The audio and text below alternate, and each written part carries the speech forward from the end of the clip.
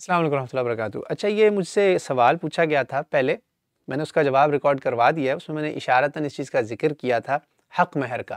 کہ جو حق مہر کا اعلان ہوتا ہے نا اونچی ساری، یہ بھی کرنا ضروری نہیں ہے۔ میں نے کیوں اس لیے کہا،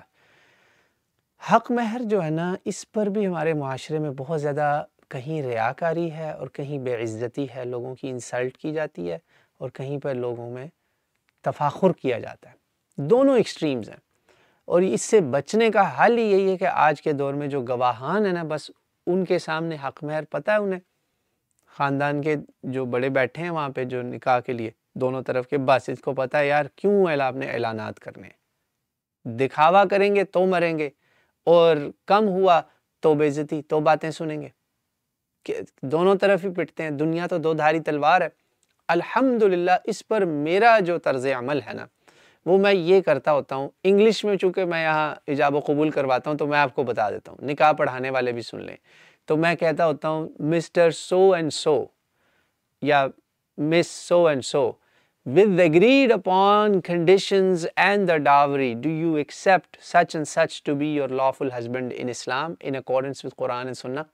میں ایسے ایجاب و قبول کرواتا ہوں کہ جناب سو اینڈ سو یا جناب صاحبہ سو اینڈ سو، فلاں ابن فلان، کیا آپ کو متفق، جو اردو میں کیا میں کہوں، شادی کی جو کنڈیشنز ہیں جن پہ اتفاق ہو چکا ہے تمام، دیکھیں شادی میں آپ شرائط بھی تو ڈلوا سکتے ہیں نا، کچھ بھی، تمام شادی کی جو شرائط ہیں، پابندیاں ہیں، اور حق مہر جو ایگری ہوا، جس پہ اتفاق ہوا، ان تمام چیزوں کے ساتھ اللہ کی کتاب اور سنت رسول صلی اللہ علیہ وسلم کی روشنی میں کیا آپ کو یہ پروپوزل شادی کا قبول ہے؟ کیا فلاں بندہ یا آپ کو فلاں صاحب آپ کے شوہر کے طور پر قرآن اور سنت کے مطابق کیا یہ آپ کو اپنے شوہر قبول ہیں؟ انہوں نے آگے سے قبول آئی بھی کہنا اللہ کی بندی نے، یا انہوں نے سر ہلا دینا، بالکل ٹھیک ہے۔ تو دیٹس اٹ۔ ہاں، وضاحت اگر آپ نے واقعی نہیں سنا پھر دوبارہ پوچھیں کہ مجھے سنائی نہیں دیا، قبول ہے تو بس دیٹس اٹ۔ تو اس میں اعلان نہ کریں، مت بتائیں کہ 50,000 روپیہ، 25,000 روپیہ، 25 روپے، 37 روپے ہوتے تھے، یہ سب یہ کچھ بھی نہیں ہے یہ۔ بلکہ الحمدللہ حال ہی میں ایک جاننے والے کی شادی پر تھا، وہ شادی ایکچولی یوٹیوب پر بھی ہے، مگر وہ میں نے اس کو ایڈورٹائز نہیں کیا کیونکہ وہاں جو ہے نا وہ کافی ماحول تھوڑا سا لبرل ٹائپ تھا، دلہن ادھر ہیں دلہا ادھر ہے، میں سٹیج پر درمیان میں بیٹھا ہوں تو آفیشیٹ کر رہا تھا ویڈنگ، تو مجھے انہوں نے آ کے خاص طور سے درخواست کی کہ یار آپ پلیز یہ جو ہے نا حق مہر کو اعلان نہ کیجیے گا، میری آپ سے ریکویسٹ ہے۔ پرائیویٹلی وہ ملے مجھ سے دلہا صاحب، میں نے کہا بھائی میں تو پہلے ہی نہیں کرتا،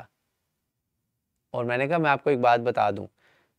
اگر آپ مجھے یہ کہتے ہیں نا کہ حق مہر کا اعلان کریں تو میں آپ کی وہ نہ مانتا، کیونکہ اس کا اعلان کرنے کا ہمیں کوئی حکم نہیں ہے دین میں، اجازت ہے،